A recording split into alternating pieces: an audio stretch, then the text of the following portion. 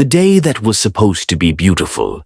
The morning arrived quietly, almost respectfully, as if it understood what the day was meant to be. Sunlight filtered through tall windows of a historic estate tucked away in Charleston, South Carolina, touching ivory walls and polished wooden floors. Outside, florists moved carefully across the garden, arranging white roses and pale peonies along a stone pathway that led to a grand archway. This was supposed to be a wedding day. Guests would soon arrive in tailored suits and flowing dresses, laughter would echo between champagne flutes, and vows would be exchanged under a sky that promised clear weather and new beginnings. Yet beneath the calm surface, something fragile was already cracking. Cassie Navinum stood alone in a guest suite on the upper floor of the estate. The room smelled faintly of lavender and fresh linen, but none of it eased the tightness in her chest. Her hands rested against her stomach, protective without thinking, as if instinct had taken over. 5 months pregnant, widowed, and back in the one place she had sworn never to return. Cassie had not planned to be here this way. Life rarely announced its twists politely. She had come back to attend her brother Kyle's wedding, nothing more. No intention to stay long, no intention to reopen old wounds, no intention to be seen as anything other than family. But intentions had a way of being misunderstood. She stared at her reflection in the mirror. The woman looking back seemed older than the years, suggested not in appearance but in the eyes. Those eyes had learned grief too early and love too deeply. Cassie smoothed the fabric of her soft blue dress, chosen carefully to hide the curve of her belly without appearing deliberate. She had not told many people about the pregnancy. Fewer still knew about the loss of her husband overseas, and none of the people downstairs, the ones laughing, judging, speculating, knew the truth. They were about to make their own version of it. A return that stirred old whispers. Cassie's return to America had been quiet. No announcements, no social posts, no explanations. After years abroad, she arrived with a single suitcase and a heart weighed down by memories she preferred to keep buried. Kyle had insisted she stay at the estate with the wedding party. It made sense, he said. Family belonged together on days like this. What he hadn't anticipated was how her presence would be interpreted. By late morning, whispers had already begun circulating among the guests. A woman no one recognized, elegant, reserved, undeniably close to the groom.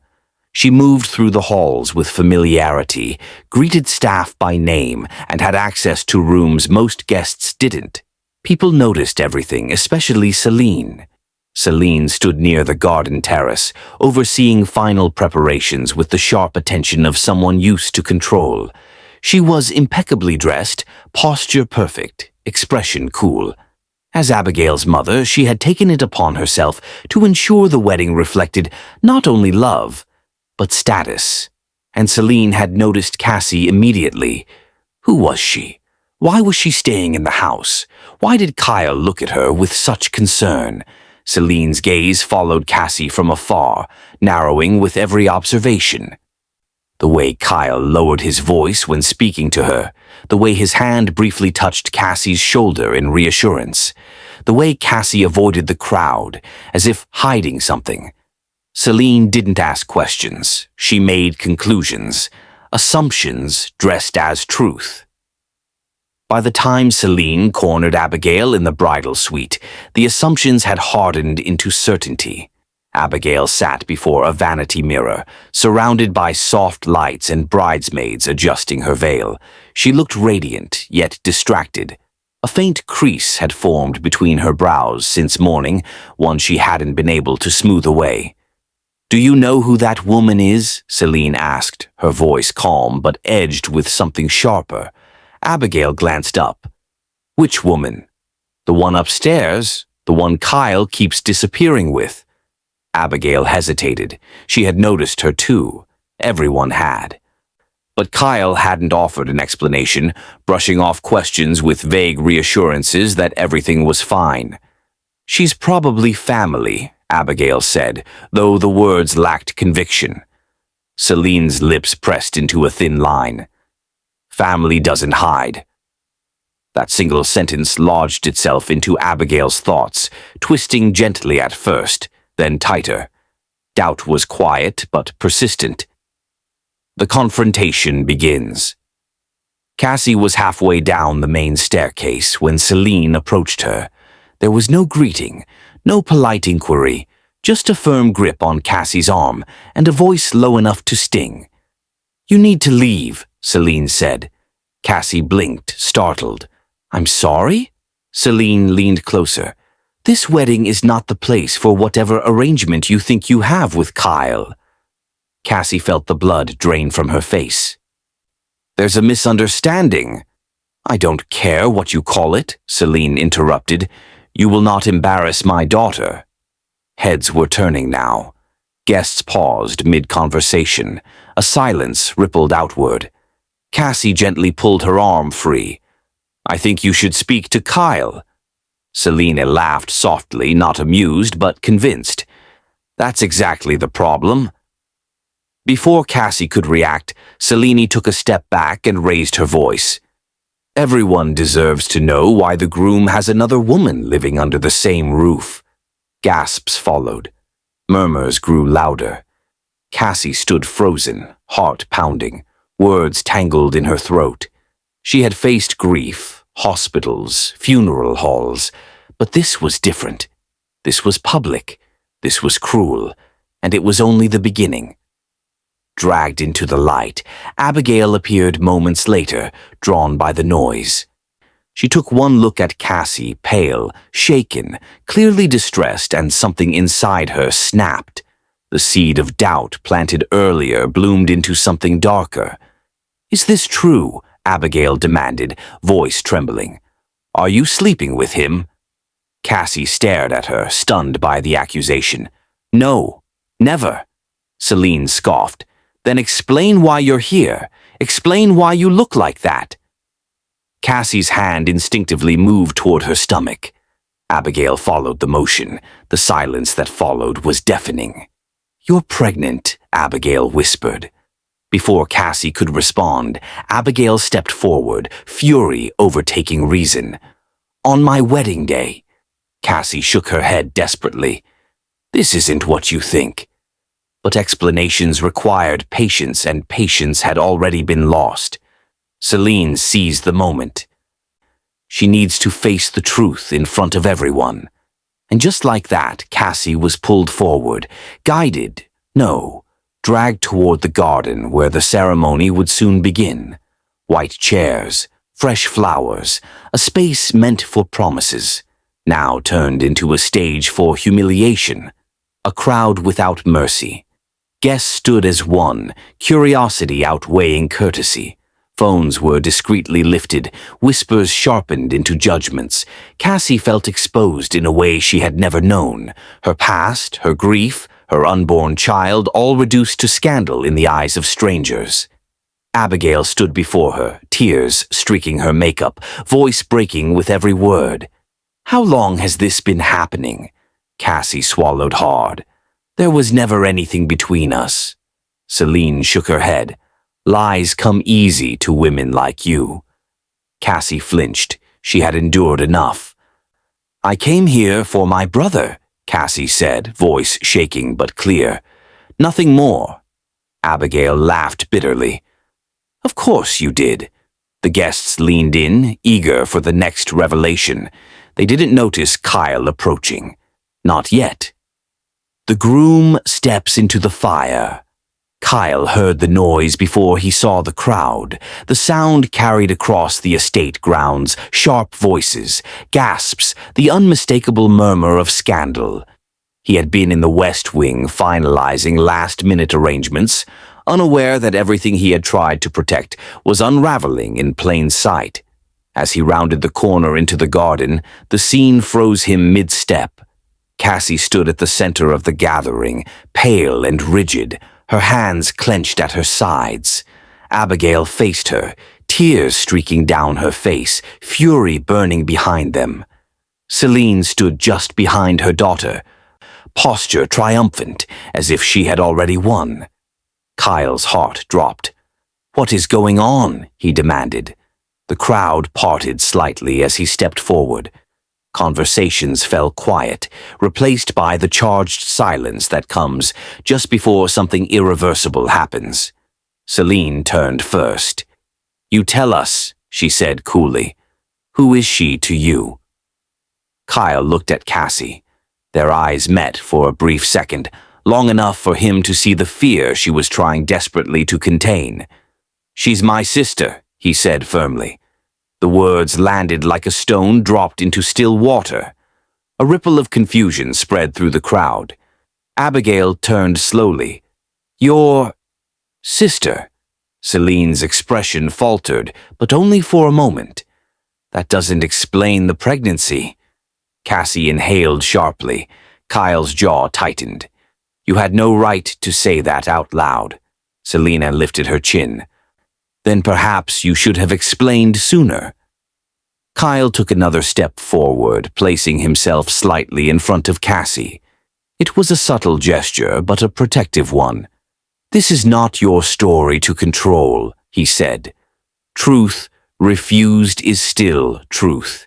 Abigail stared between them, disbelief written across her face. "If she's your sister, why didn't anyone know?" Kyle exhaled slowly. "Because she lived abroad for years, because she lost her husband, because she didn't owe anyone an explanation." The word husband cut through the air. Cassie felt her knees weaken. Abigail's anger hesitated, confusion seeping in. "She was married?" "Yes," Kyle said quietly, "and widowed." A murmur swept through the guests. Celine's lips parted slightly, but she recovered quickly. "That doesn't change appearances." Kyle turned to her fully now. "It changes everything." Cassie finally found her voice. "I never wanted this," she said softly. "I came to support my brother. That's all." Abigail searched Cassie's face, looking for deceit, but finding only exhaustion. Doubt began to crack through her certainty, but humiliation had already taken root. "And the baby?" Abigail asked. "Is that his?" Cassie flinched. Kyle answered before she could. "No, the child belongs to her late husband." Silence swallowed the garden. Some guests shifted uncomfortably. Others avoided eye contact. A few looked openly ashamed. Celine, however, refused to retreat. "Convenient explanation." Kyle's restraint snapped. "That's enough," he said sharply. "You've done enough damage." Damage that couldn't be undone. Abigail's chest rose and fell rapidly. She looked around at the guests, at her mother, at the woman she had accused publicly. I didn't know," she said, voice trembling. Cassie nodded faintly. "I understand." But understanding didn't erase what had happened. Celine stepped forward again. "Even if she's your sister, Kyle, this chaos is unacceptable on a wedding day." Kyle's eyes hardened. "This chaos exists because of your assumptions." The accusation hung heavy. Abigail turned to Celine. "You told me she was his mistress." Selene didn't deny it. "I protected you." "No," Abigail whispered. "You humiliated someone." The guests watched, captivated now by a different drama, one of family fractures and quiet regret. Cassie felt exposed in a way she hadn't since the day she received the call overseas, the day her world collapsed. She hadn't wanted pity, hadn't wanted attention. Now she had both, and neither brought comfort. "I think I should leave," Cassie said. Kyle spun toward her. "No. I don't belong here," she replied gently. "Not today." Kyle reached for her arm. "You belong wherever you choose to be." But Cassie was already stepping back, a choice made in silence. As Cassie turned away from the garden, a path opened not out of respect, but discomfort. People parted as though she carried something contagious. Abigail watched her go, guilt replacing anger. Something inside her twisted painfully. "Kyle," Abigail said, "if she leaves, I don't think I can stand here pretending everything is fine." Kyle looked at her, really looked at her. For the first time that day, he wasn't seeing a bride. He was seeing someone shaped by another person's influence. "Then don't pretend," he said. Celine's eyes widened. "Kyle, think carefully." He turned to her slowly. "I am." The wedding planner approached hesitantly. "Should we continue the ceremony?" Kyle shook his head. "Not yet." The word sent a wave through the guests. Abigail swallowed. "Are you saying you're calling it off?" Kyle hesitated just long enough for doubt to bloom. "I'm saying," he said carefully, "that today needs truth before vows." Celine's composure cracked. "This is absurd." "No," Kyle replied. "This is overdue. Fractures beneath the surface." Inside the estate, Cassie retreated to the quiet of the hallway, her footsteps echoing softly. Her hands trembled as she leaned against the wall, breath shallow. She had survived grief. She had survived loneliness. But this public judgment wrapped in white lace cut differently. She pressed a hand to her stomach, grounding herself. "This isn't about them," she whispered to herself. "It's about us." Footsteps approached. Cassie looked up to see Abigail standing a few feet away, veil slightly askew, eyes red. "I'm sorry," Abigail said. "I let my fear speak louder than reason." Cassie nodded. "Fear does that," Abigail hesitated. "I don't know if you'll forgive me. I don't know if I deserve it." Cassie studied her for a long moment. "Forgiveness doesn't undo harm. It just stops it from spreading." Abigail swallowed. "I don't think my marriage survives today." Cassie didn't respond immediately.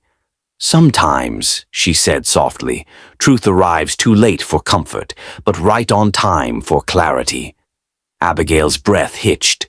Lines redrawn. Back in the garden, Celine paced, frustration bleeding through her polished exterior. The crowd remained, sensing something unfinished. Kyle stood alone beneath the archway, staring at the space where vows should have been spoken. He had always believed love required patience and compromise, but now he saw how easily it could be poisoned by control and fear. Celine approached him again. "You're embarrassing my family." Kyle turned. "No, you embarrassed mine." The words struck harder than shouting ever could. Abigail joined them, standing beside Kyle rather than her mother. "I need space," Abigail said quietly. Celine stared at her daughter. "From me?" "Yes." Celine recoiled as if struck. Kyle exhaled slowly. "This wedding is postponed." A collective gasp rippled through the guests. "Effective immediately," he added. No cheers, no applause, just shock. The day becomes something else. The estate slowly emptied. Guests departed in hushed conversations. The once perfect day now reshaped into rumor and speculation. Cassie watched from an upstairs window as cars pulled away. The garden looked smaller now, less magical, more honest. Kyle joined her moments later. "I'm sorry," he said. Cassie shook her head. "You protected me when it mattered." He glanced at her belly. "You shouldn't have gone through that." Cassie met his eyes. "Life doesn't wait for ideal timing." Kyle nodded. "Neither does truth." They stood in silence, siblings bound by more than blood, by shared loss and resilience. Below them, Celine stood alone on the terrace, staring at the empty chairs, control finally slipping from her grasp. The wedding day had ended without vows, but the consequences were only beginning. The silence. After the applause never came, the estate felt different once the last car disappeared beyond the iron gates. What had once been filled with expectation now carried a heavy stillness, the kind that settled only after something irrevocable had happened. White chairs remained neatly aligned in the garden, untouched programs resting on their seats, petals scattered across the aisle like remnants of a promise no one had claimed. Inside the house, staff moved quietly, unsure what to dismantle and what to leave untouched.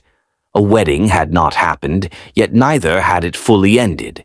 The atmosphere existed in between, suspended, unresolved. Cassie sat on the edge of the guest bed, hands folded in her lap, listening to the distant sounds of furniture being moved. Her body felt exhausted in a way sleep could not fix. Every emotion she had tried to keep, contained since returning to America, had surfaced all at once, exposed under the scrutiny of strangers. The humiliation lingered. So did the relief. She had told no lies. She had defended no falsehoods. And yet, she had still been judged. Kyle knocked softly before entering. "You don't have to stay," he said. "I can arrange somewhere else if you want quiet." Cassie shook her head. "Running doesn't make it quieter." Kyle leaned against the doorway, arms crossed, expression tight with thought. "Everything changed today." "Yes," Cassie said, "but not everything broke." Kyle studied her. He had always admired Cassie's ability to survive things that would have hollowed someone else. It wasn't strength in the loud sense, it was endurance. "I never thought it would come to this," he admitted. Cassie offered a faint smile. "Weddings reveal more than marriages. Papers, instead of promises." 2 days later, the estate was empty. Abigail had returned to her apartment in the city, leaving behind the dress, the gifts, the carefully curated vision of her future. The ring sat untouched in its velvet box on the nightstand, a symbol that now felt foreign. Celine, meanwhile, moved as if the world had personally wronged her. She made phone calls, she issued statements, she reshaped the story wherever she could. But no version fully erased what people had seen with their own eyes. Kyle's attorney met him in a downtown office overlooking the river. Sunlight reflected off glass buildings, indifferent to the gravity of the discussion happening inside. "She's agreed to an expedited divorce," the attorney said, sliding papers across the desk. "No contest, no public dispute." Kyle absorbed the words slowly. "Abigail?" he asked. "Yes?" Kyle nodded once. There was no triumph in his expression, only clarity. Later that evening, Kyle met Abigail for the first time since the wedding day that never happened. They chose a quiet cafe away from familiar circles. No photographers, no curious onlookers, just two people sitting across from one another, facing the remains of something they had both believed in. "I don't recognize myself anymore," Abigail said, fingers wrapped tightly around her cup. Kyle met her gaze. "Neither do I." She looked down. "I let fear make choices for me." Kyle nodded. "And I ignored warning signs because it was easier." They sat in silence for a long moment. "I won't fight the divorce," Abigail said. "Not because I don't care, but because I finally understand that love shouldn't feel like control." Kyle exhaled slowly. "I hope you find peace." Abigail's eyes shimmered. "I hope you do too." They stood, exchanged a brief, careful embrace, and walked away in opposite directions. No shouting, no bitterness, just acceptance.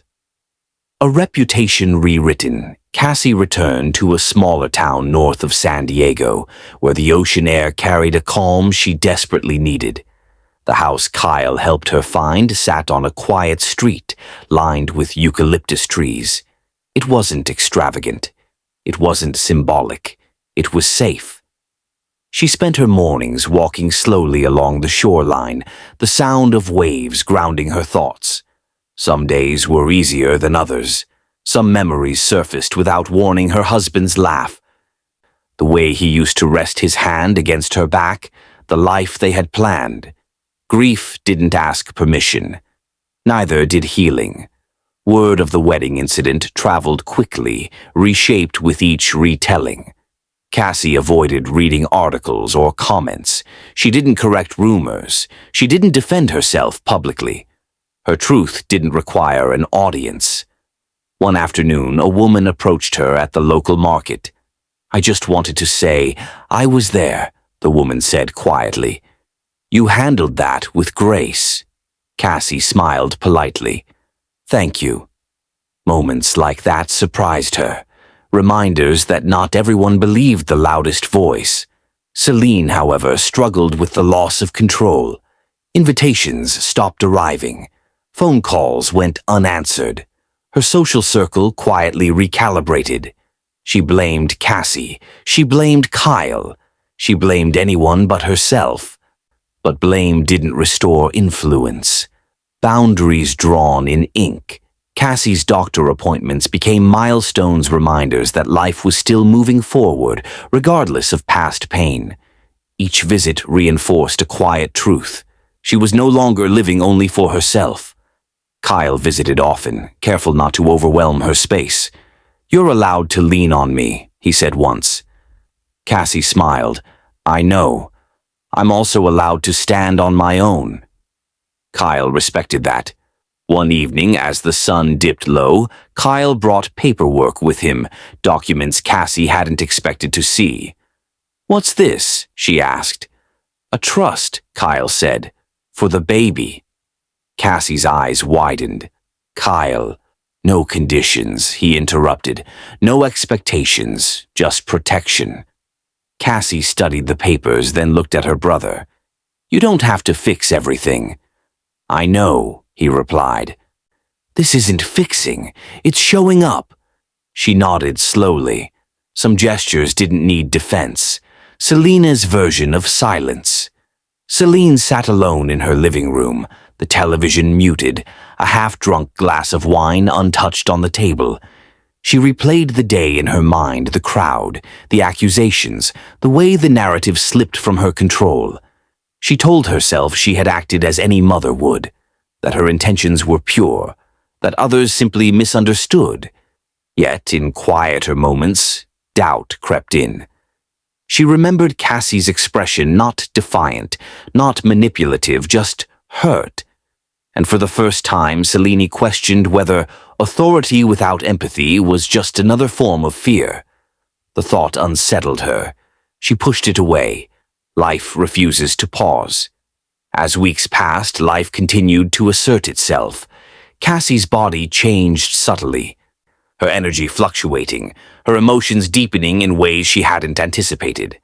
She prepared the small second bedroom slowly, not rushing, not avoiding.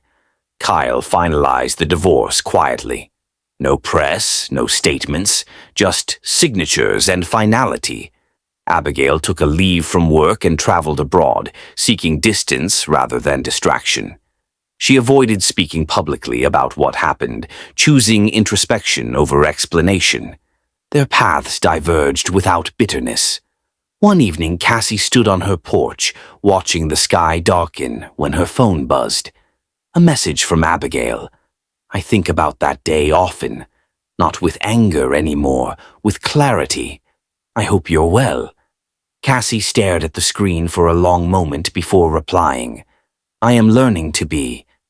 That was all, the shape of what comes next. Nothing dramatic happened after that. No grand apologies, no sudden reunions, no perfectly tied endings, just people living with the consequences of choices made under pressure. Cassie learned to breathe through discomfort. Kyle learned that love required boundaries. Abigail learned that certainty built on fear eventually collapses. Selene learned, slowly, that control does not guarantee safety. The wedding day that never happened continued to echo through their lives, not as a moment of scandal, but as a turning point, a line drawn between who they had been and who they could no longer pretend to be.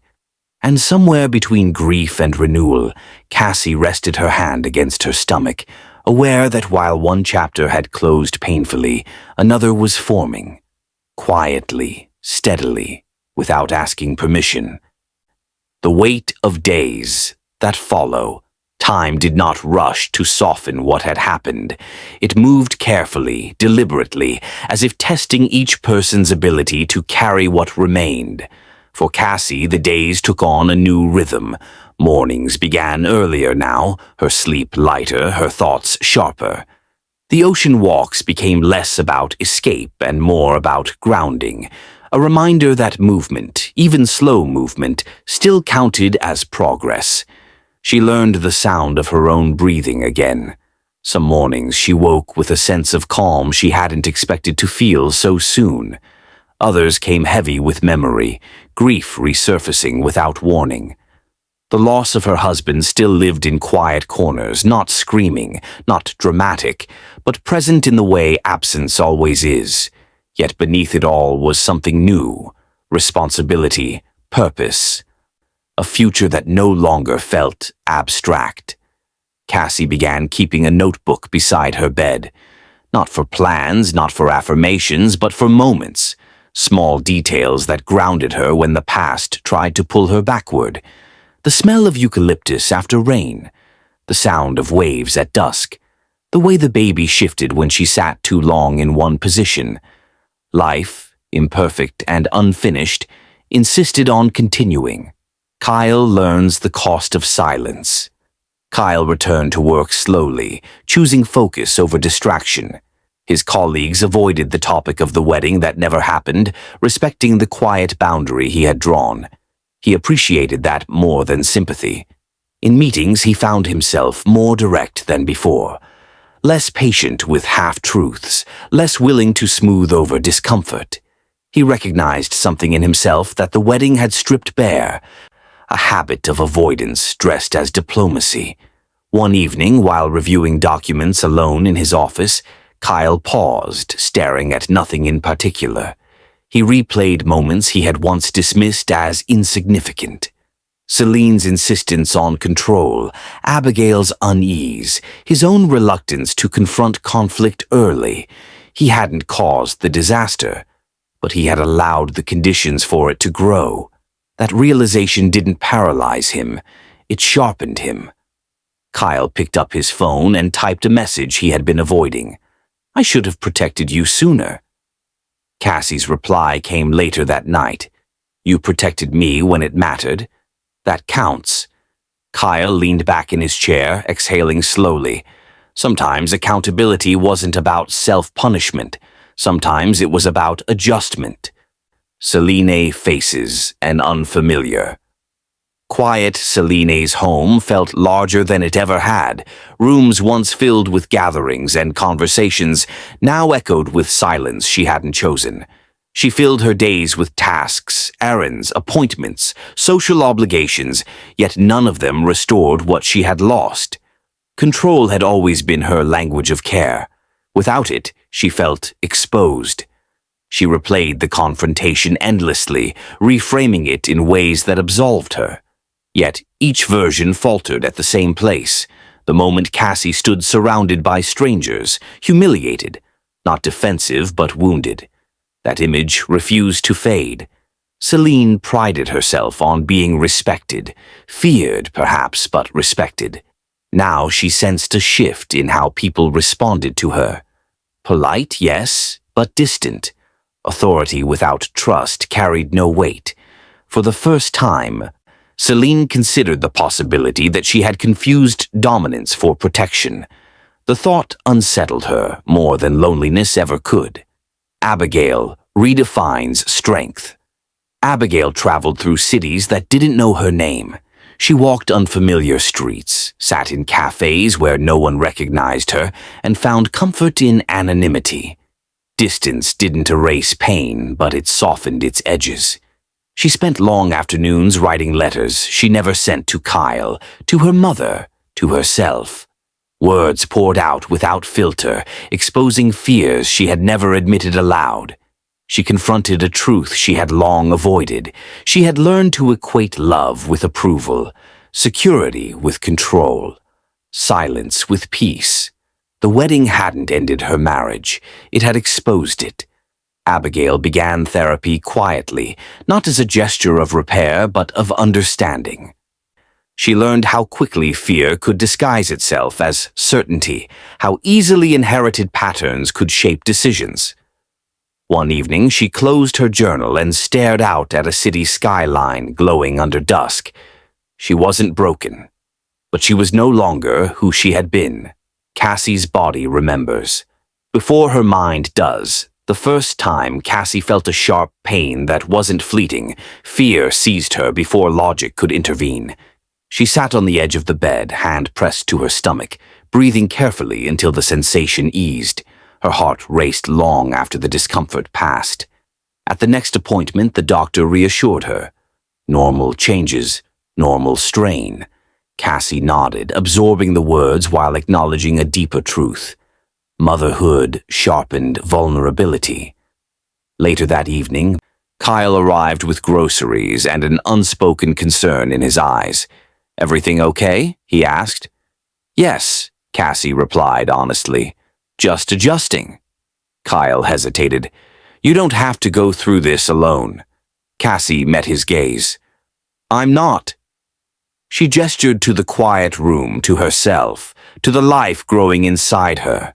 Support didn't always look like presence. Sometimes it looked like trust. The world keeps its opinions. Despite efforts to stay private, the story continued to live outside of them. Speculation never truly disappeared. It evolved. Some versions painted Cassie as a tragic figure. Others painted Celine as a villain. A few still questioned the truth, reshaping it to fit their appetite for drama. Cassie refused to correct any of it. Silence became her boundary. She learned quickly that public narratives were rarely about accuracy. They were about consumption. Kyle followed her lead. Abigail did the same. Celine, however, struggled against it. She offered carefully worded explanations to select circles, emphasizing intention over impact. Yet each explanation felt thinner than the last.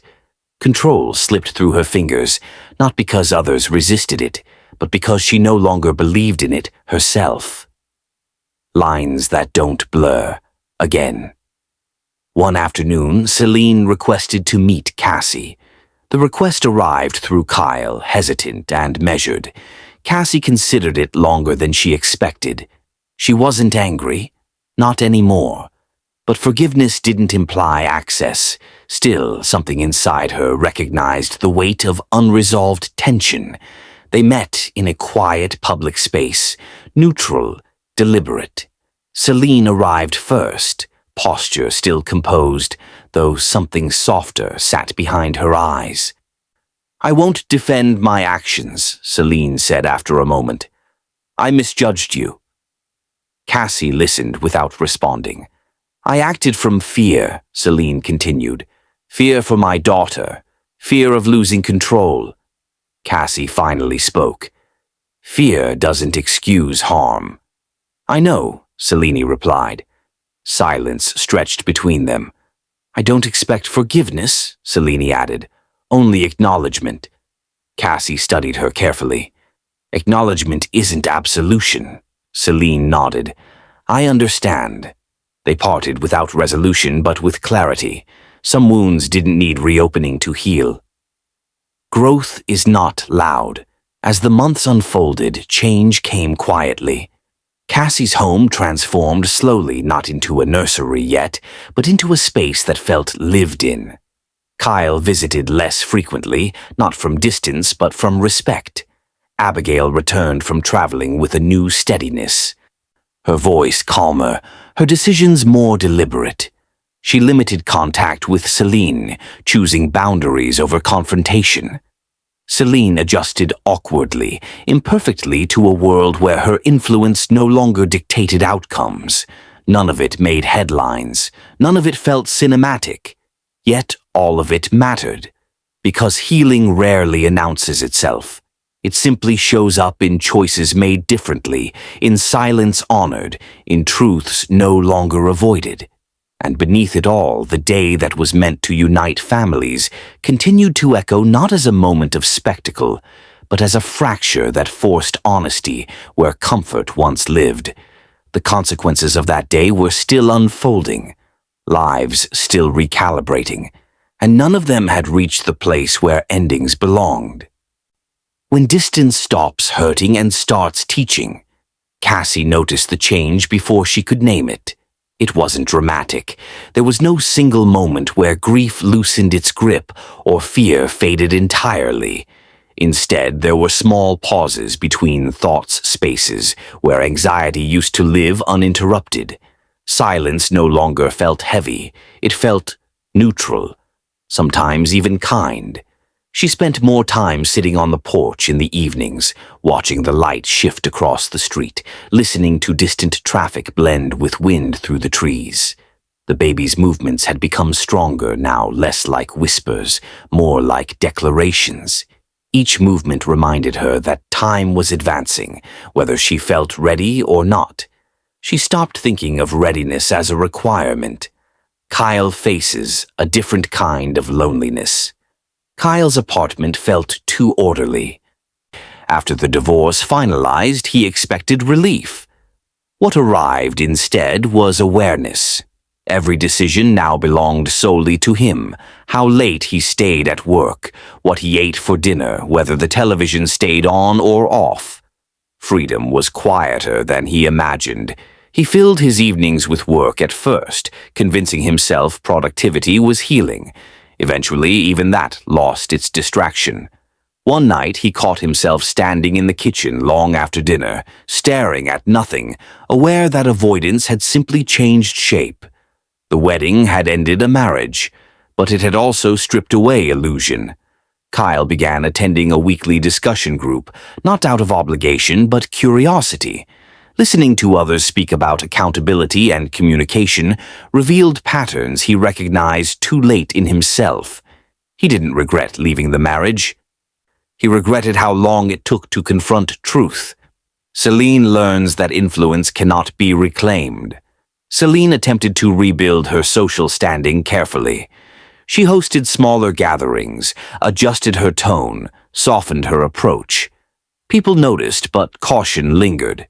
Respect, once fractured, did not restore itself simply because effort existed. She found herself listening more than speaking.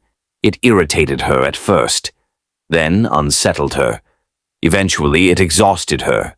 One afternoon, she sat alone at a cafe, watching a mother and child laugh at a nearby table. Something twisted unexpectedly in her chest. Not envy, not regret, but recognition. Protection had never meant control. She wondered when she had stopped believing that. Abigail redefines what she wants. Abigail returned to work with a different presence. Colleagues noticed the shift immediately. She spoke less in absolutes, asked more questions, paused before reacting. The certainty she once wore like armor had softened into discernment. She stopped chasing reassurance. In its place grew something steadier. One evening, she attended a gallery opening alone, not as an act of defiance, but choice. She stood before a painting for a long time, absorbing its uneven brushstrokes, appreciating imperfection without trying to correct it. Later, when a stranger asked her opinion, she answered honestly instead of politely.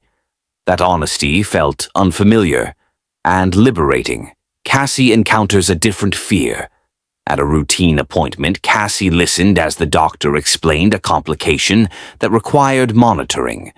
Nothing immediate, nothing catastrophic, just awareness. Cassie nodded calmly, asked questions, followed instructions. Yet later that night, fear arrived without warning. She sat in the dim living room, hands resting against her stomach, heart racing as thoughts spiraled. The loss she had already endured sharpened every concern. Kyle noticed the change in her voice when she called. "I'm fine," Cassie insisted. Kyle listened anyway. "You don't sound fine," he said gently. Cassie closed her eyes. "I don't need fixing." "I know," Kyle replied. "Just company." They stayed on the phone in silence for a long time. Sometimes presence didn't require words.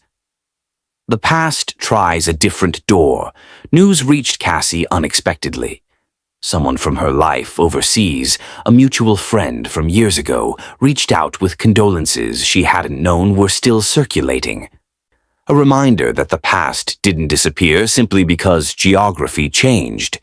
Cassie read the message slowly. She didn't respond immediately. Memory stirred, not painfully, but insistently. That life had ended. This one had begun. The space between them no longer frightened her. She replied briefly, kindly, without reopening doors. Growth, she realized, wasn't about erasing who she had been. It was about choosing who she continued to be. Kyle and Abigail cross paths. Again, they hadn't planned it. A charity event, a shared circle, an inevitable collision. Kyle noticed Abigail across the room before she noticed him.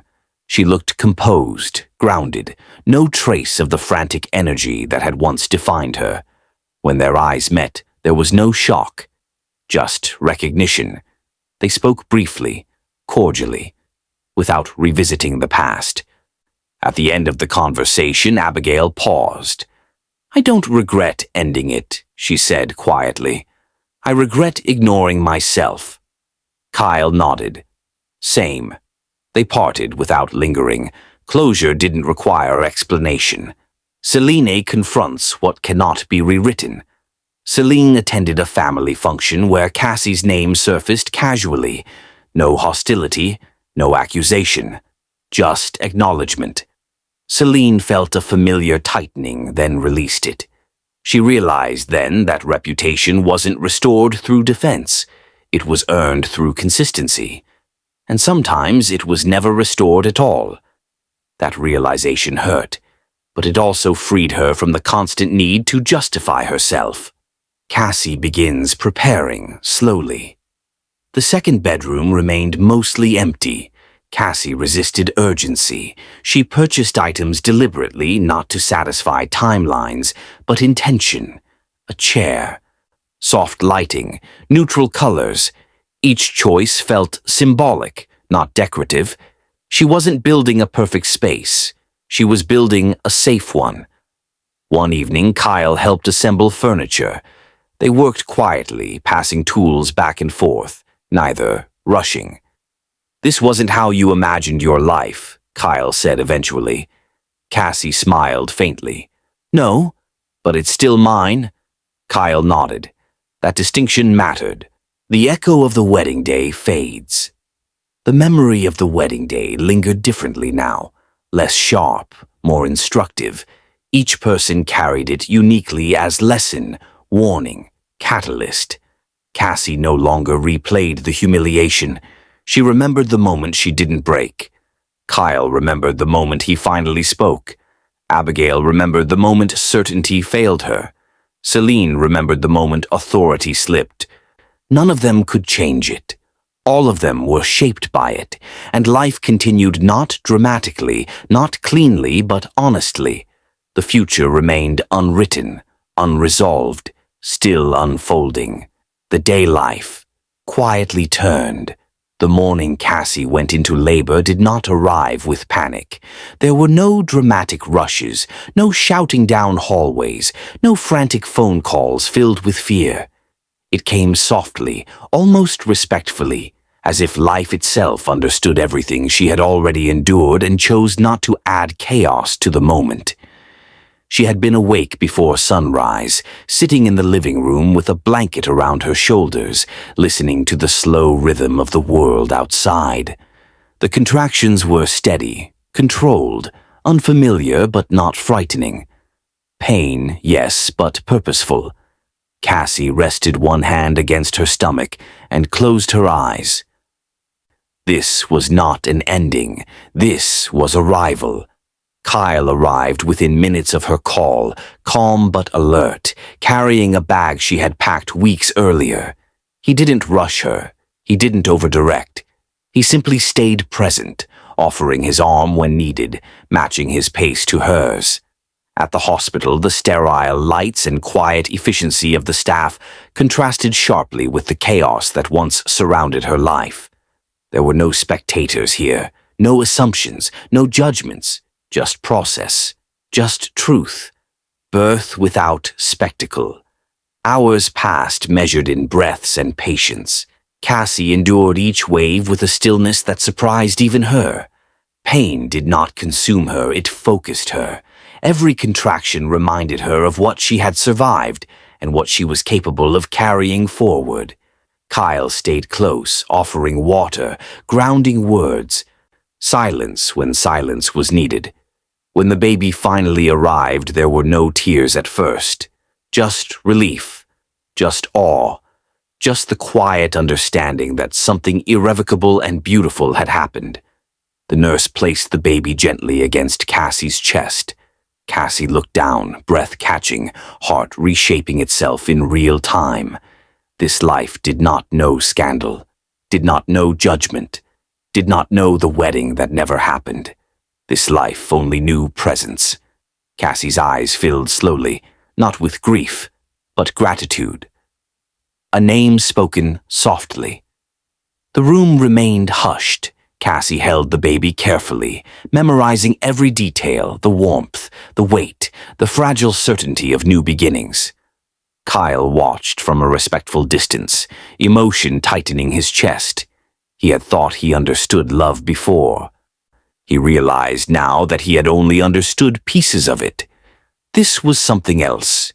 Cassie finally spoke the name she had chosen quietly, long before the world demanded explanations. Kyle nodded, absorbing the significance without needing to say it aloud. Names mattered.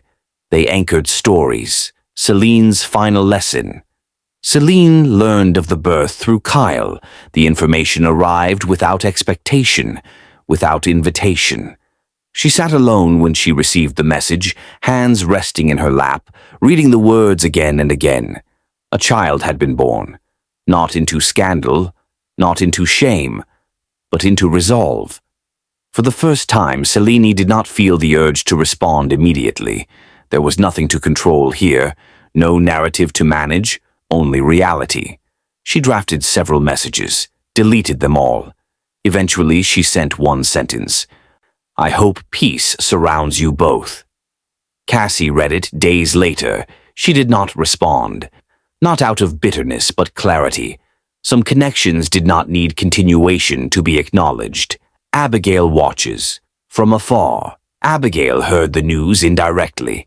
She was sitting in her apartment, sunlight stretching across the floor, when a mutual acquaintance mentioned it casually. Cassie had given birth. Abigail closed her eyes briefly. A mix of emotions surfaced, regret, relief, acceptance. But none overwhelmed her. Time had softened what once felt unbearable. She whispered a quiet hope into the room. That was enough. Abigail had learned that not every chapter required participation to be meaningful. A different kind of family weeks passed. Cassie adjusted to motherhood slowly, deliberately, without the illusion of perfection. There were sleepless nights, moments of uncertainty, times when exhaustion crept in without warning. But there was also peace. Kyle visited often, always asking first, always respecting boundaries. He never assumed, never intruded. Family, Cassie learned, wasn't defined by proximity. It was defined by care without condition. The house filled with small signs of life, soft sounds, subtle routines, quiet laughter. Nothing dramatic, everything real. The wedding day revisited one last time. On the anniversary of the wedding that never happened, Cassie walked along the beach alone, the baby secured safely against her chest. She had not marked the date intentionally. Her body remembered before her mind did. The memory surfaced without sting. She thought of the garden, the accusations, the crowd, the moment everything broke open. She realized then that the humiliation had not been the worst part. The worst part had been silence before truth arrived, and she had broken that silence simply by standing still. Cassie smiled faintly. That day had not ruined her life. It had redirected it. Kyle finds his balance. Kyle's life settled into something steadier. He no longer chased milestones for validation. He chose them deliberately. Relationships shifted, priorities clarified. He learned that love was not something to perform, it was something to protect. Watching Cassie build a life without bitterness reshaped his understanding of resilience. Strength, he realized, was quiet. Celine accepts the shape of things. Celine never fully regained what she lost, but she gained something else: perspective. She became more reserved, more thoughtful, less certain, and strangely, more at peace. Control had exhausted her. Letting go, though uncomfortable, proved sustainable. She learned that fear did not make her strong. Accountability did. The story finds its end. Cassie stood in the doorway of the nursery one evening, watching her child sleep. The room was simple, calm, intentional. She thought of the life she once imagined, the vows, the certainty, the traditional shape of happiness. Then she looked at the life she had built instead. It was not smaller. It was truer. The wedding day that ended in divorce had once felt like public failure. Now it felt like the point where performance ended and authenticity began. Cassie turned off the light gently and closed the door. Some stories ended loudly. This one ended quietly, exactly the way it needed to. Cassie often reflected on how easily life could be misunderstood when viewed from the outside. What others saw as scandal had been, for her, a quiet reckoning, a moment when truth refused to stay hidden. She learned that dignity was not proven by defending oneself, but by standing firm when misjudged. The wedding day that once felt like an ending became a marker of transformation, not because everything fell apart, but because illusion did. In losing what was never truly hers, Cassie found something far more lasting: clarity, courage, and the freedom to live honestly, without apology.